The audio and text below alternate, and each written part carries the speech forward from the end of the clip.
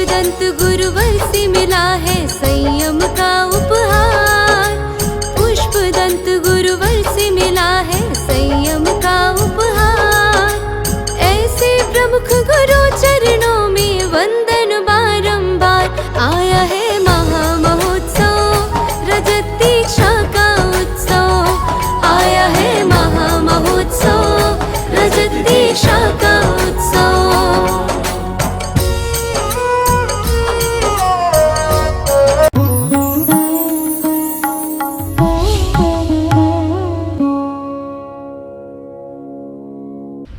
उत्तम मार्दव धर्म आज दूसरा आयाम, दूसरी मंजिल। उत्तम मार्दव धर्म जो हमारे मान से हमें दूर कराता है, अहंकार की कार से उतार देता है, जो हमारे जीवन में गर्व बना रखा है कि हम ये हैं, उसको वो नीचे छुड़वाने का प्रयास करता है। उत्तम मार्दव धर्म जो हमें विनय का पाठ पढ़ाता है, विनयवान बनाने का प्रयास करता है। जिसके मन में विनय का भाव है, श्रद्धा का भाव है, समर्पणता का भाव है, नमस्कार का भाव है, समझ के रखना उसके जीवन में ही मार्दव धर्म का सद्भाव है। जिसके पास में बड़ों की विनय करने का भाव होता है, वो समझ के रखना विनय के विमान से वो मुक्ति के द्वार को खोल लेता है। हम पढ़ते भी हैं, पूजा में भी पढ़ते हैं, विनयम मोक्षम द्वारम। विनय ही मोक्ष का द्वार है। आप विचार करके रखना, घर के दरवाजे आपके ताले चाबी से खुलते होंगे, आपके गाड़ी के दरवाजे आपके रिमोट से खुलते होंगे, आपके जीवन में कहीं लॉकर में बंद हो तो लॉकर को खोलने से खुलते होंगे। लेकिन मुक्ति में कोई भी ताला नहीं लगा है। मुक्ति का द्वार खोलना है तो कोई चाबी और कोई काम में आने वाली नहीं है।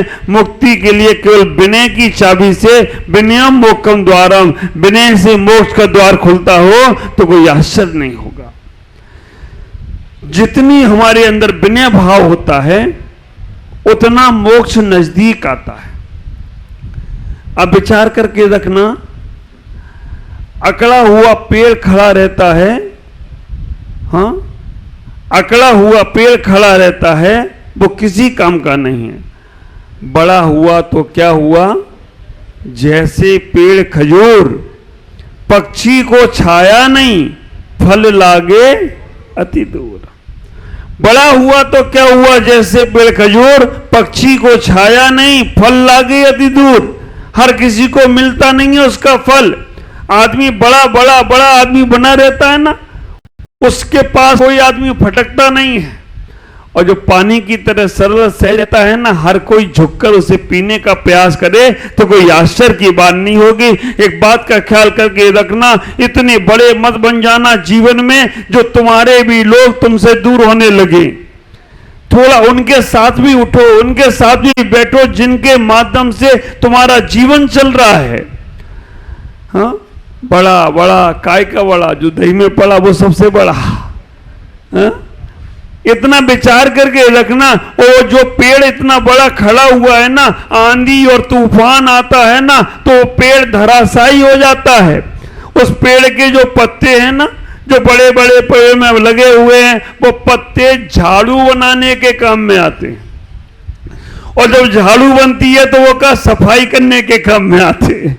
ख्याल करके रखना, तुम अगर इतना भी तुम्हारे पास नहीं है तो विचार करके रखना, तुम झाड़ू बनाने के काम में ही आओगे और कोई काम में आने वाले नहीं हो।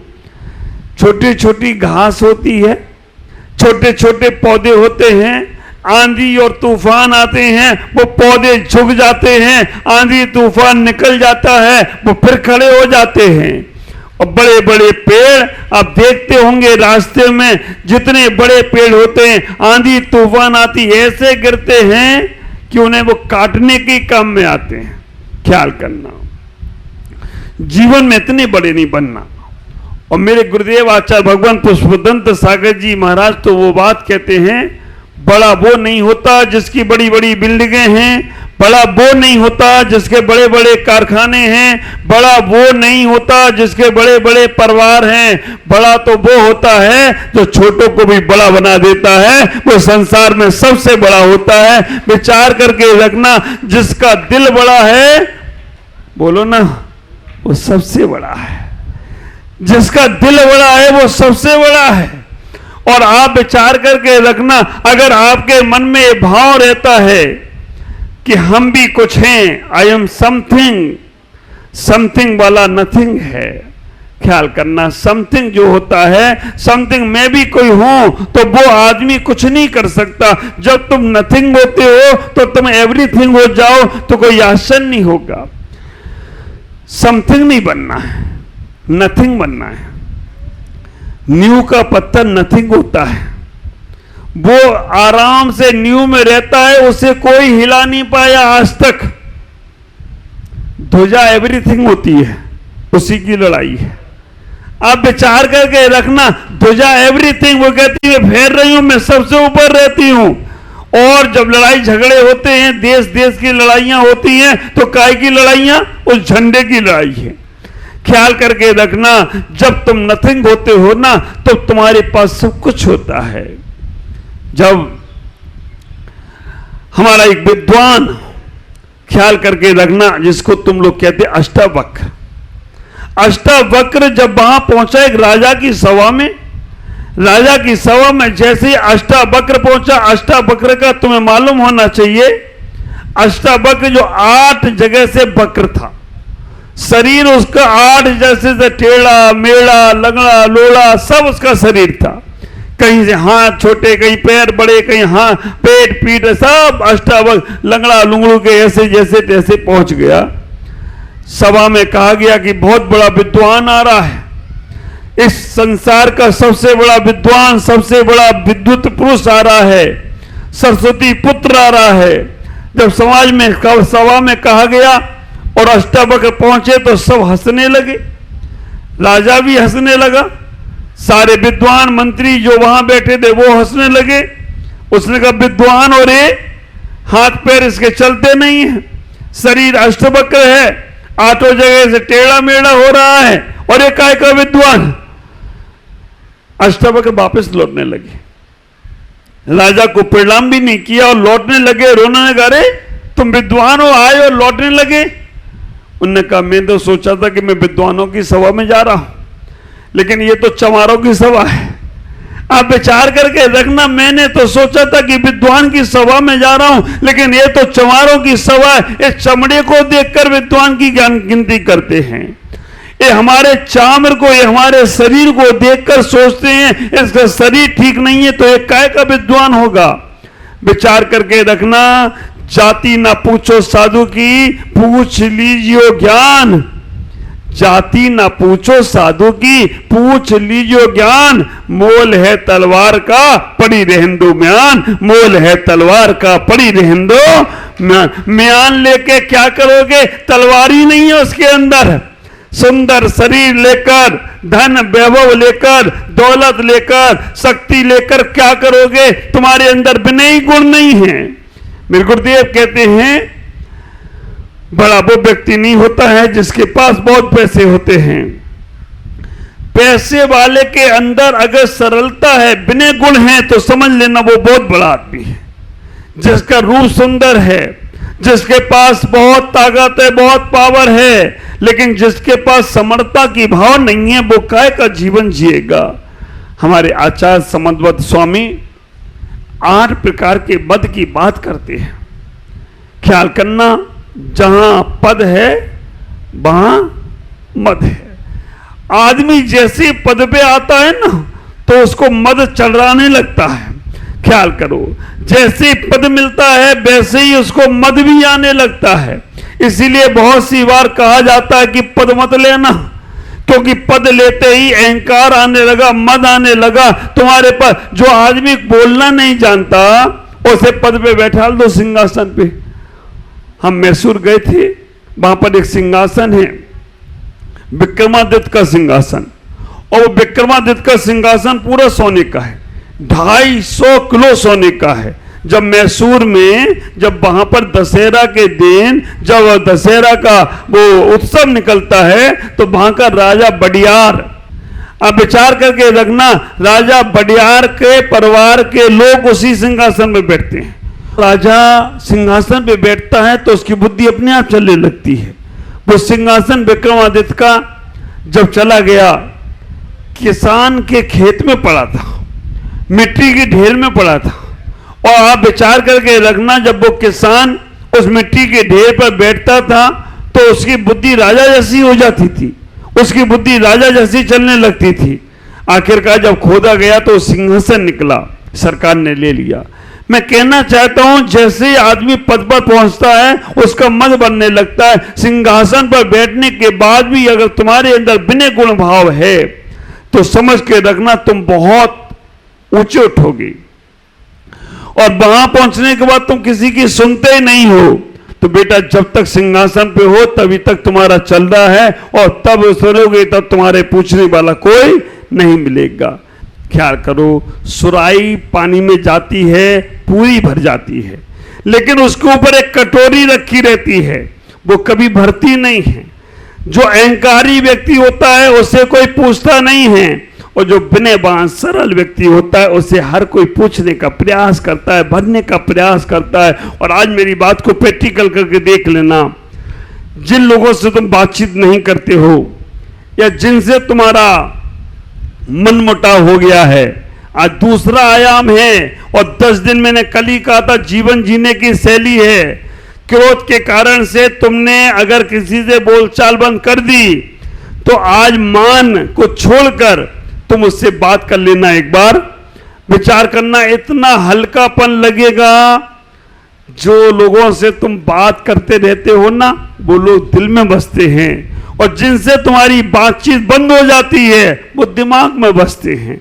रहते हो तुम्हारे पास ही हैं, और दिमाग में अगर रहे तो खुरापात पैदा होती है, और दिल में रहे तो तुम्हारा दिल दरिया दिल बन जाया करता है। आज इतना ही कहना चाहूंगा कि अपने जीवन को व्यवस्थित बनाने का प्रयास करो, क्योंकि तुम्हारा मान सम्मान की भावना तुम्हारे जीवन में हमेशा तुम्हें दुख में कारण बनेगी। जिस पेड़ में ज्यादा फल लगते हैं ना, वो पेड़ उतने झुकते हैं। विद्या विनियम ददाति, विनियम मोक्षम द्वारा। अगर आप सही मायने में ज्ञानी है ना, तो आपके अंदर कोई अहम भाव नहीं होगा। अगर आप सही में रूपवान है ना, आप सही में अगर धनवान है ना, तो आपके अंदर विनय गुण होगा, सरलता होगी, सहजता होगी। और अगर थोड़ा सा अहम भाव होगा ना, तो तुम छोटे लोगों को कीड़े मकोड़ों की तरफ समझोगे। ख्याल करो, कई लोग ऐसे हैं। मैं अपने गुवाहाटी की बात करूं, हमारे बीके जैन साहब, बिज्जू भाई, चूड़ीवाल परिवार, आप देखें जब कभी वो मिलते हैं, आप कभी यहां आएंगे तो देखना ऐसा भाव कर। अगर कोई कर्मचारी भी आ जाए तो उसको भी सम्मान देते हैं, उसको भी प्यार से चल मेरे साथ भोजन कर लेना, क्या दिक्कत है। ख्याल करके रखना, हम उनको नीचा समझते हैं, कभी बैठ के भोजन करने का उन्हें अधिकार ही नहीं देते हैं।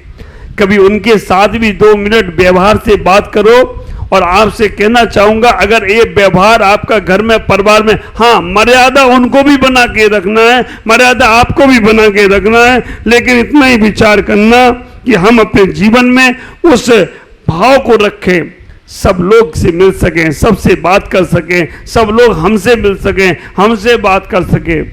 लोग मुझसे आके बोलते, महाराज आप कैसे महाराज हो, आप सबसे बात कर लेते हो। हमने तो देखे महाराज तो केवल पैसे वालों से बात करते हैं, बड़े बड़े लोग आए तो बैठ के बात करते हैं, और बाकी के लोगों के लिए टाइम नहीं है, बाकी के लोगों के लिए समय नहीं है, किसी से नहीं मिलते हैं। लेकिन आप कैसे महाराज हो, चाहे छोटा चला जाए, चाहे बड़ा चला जाए, चाहे पैसा वाला जाए, चाहे बिना पैसे वाला जाए, आप सबको गले लगा लेते हो, सबके साथ बात कर लेते हो। मैंने कहा यही मेरा राज है। संसार में सबसे स्वस्थ साधु मैं इसीलिए हूं कि मैं सबसे बात करता हूं, सब मेरे हैं और मैं सबका हूं, इसलिए कभी कोई टेंशन नहीं। तो जो लोग होते ना पड़े रहते बीमार, क्योंकि वो टेंशन वो उसी में रहते हैं कि वो मेरे वाला आएगा उससे ही बात करेंगे। अब यहां पर मैं आया, मुझसे बोला महाराज ये मंडल वो मंडल, ये इनका संघ, ये उनका साधु का शिष्य, हमने ये सबके होंगे लेकिन ये हमारे भी हैं, इसलिए मैं किसी टेंशन में नहीं हूं। जितने साधुओं के शिष्य यहाँ पर हैं वो सब मेरे ही, मुझे अपना बनाने की जरूरत ही नहीं है। नहीं तो वो ऐसी स्थिति बनती है कि इनका ये उनका। आज मैं इसीलिए खुश हूं। मैं आपसे इतना ही कहूंगा, आज उत्तम मार्दव धर्म के दिन अपने मान को मार देना। मानस्तंभ को देखकर इंद्रभूति गौतम का मान गल गया। मानस्तंभ को देखकर इंद्रभूति गौतम का मान गल गया और उससे मुख से निकला जैनम जैतु शासनम, जैनम जैतु शासनम, जैनम जैतु शासनम। तो हमारा मान गलेगा तो जैन धर्म की जय जयकार होगी। जहां अहम है वहां अरहम नहीं होगा, जहां नमोकार है वहां अहंकार नहीं होगा। ख्याल करना, नमोकार और अहंकार दोनों एक साथ नहीं हो सकती हैं। आप सबसे इतनी उम्मीद रखता हूं कि आप अपने जीवन में सरल बनेंगे, तरल बनेंगे, सहज बनेंगे। कोई तुमसे बात करता है नहीं करता है उस पर ध्यान नहीं देना है।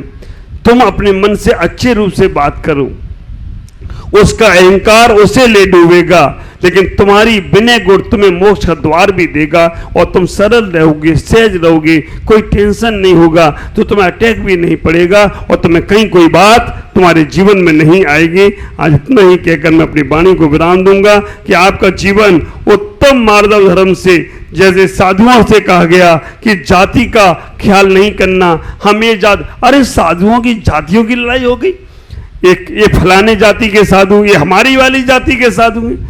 बारी तुम्हारी बुद्धि, तुम्हारी वाली जाति और हमारी वाली जाति। जाति न पूछो साधु की, पूछ लीजो ज्ञान, मोल है तलवार का, पड़ा रहन दो म्यान। इतना ही विचार करना, जाति से नहीं, साधु को साधु की साधना से पूजो, साधु को साधु की साधना से पूजने का प्रयास करो, उसके ज्ञान से पूजने का प्रयास करो और तुम अपने अंदर सरल भाव लाओ, विनय भाव लाओ। जितना तुम्हारे अंदर विनय होगा, अनपढ़ गवार व्यक्ति भी विनय से ज्ञानी हो जाता है, पूज्यता को प्राप्त हो जाता है। और ज्ञानी पुरुष भी अगर विनय वाणी नहीं है तो वो भी जीवन में नीचे नीचे पतन की ओर चला जाता है। आज इतना ही। ओम नमः जय गुरुदेव।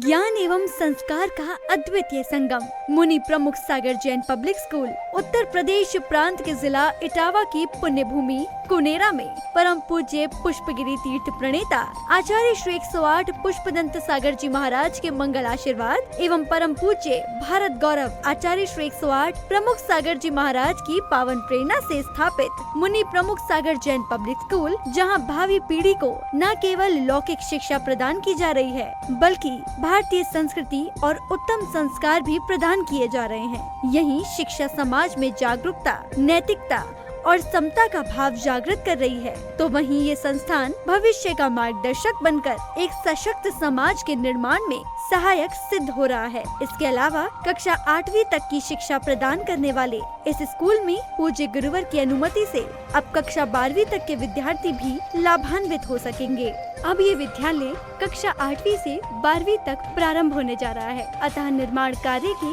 शीघ्र आरंभ हेतु सधर्मी बंधुजन अपना अपना धर्म योगदान देकर इस पुण्य कार्य में सहभागी बने और अनंत कालीन धर्म लाभ अर्जित करें। अधिक जानकारी एवं सहयोग हेतु संपर्क करें छुलक Shri Paramanand Sagar ji, Anand Baba, Shri Chhavi Sethi, Dimapur, mobile number 9436003664, Shri Rajesh Elani, Dimapur, mobile number 9346666666, Sangeeta Jain, Etawah, mobile number 9897795058, Shri Mithun Jain, Etawah, mobile number 7300726318 एवं 9411989700।